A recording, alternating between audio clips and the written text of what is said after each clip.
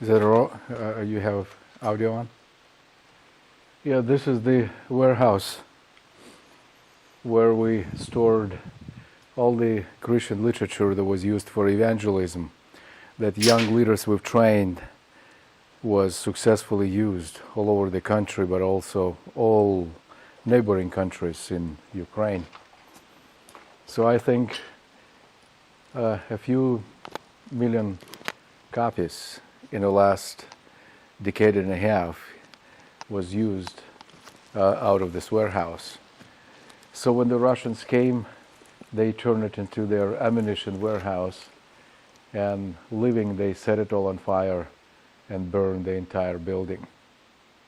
Before storing ammunition here, they threw all our Bibles, all the New Testaments, all textbooks, literature was prepared for young leaders to use in their ministries.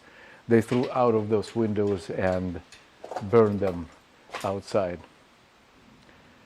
So my heart is broken to see these atrocities, but I know that God will bless us.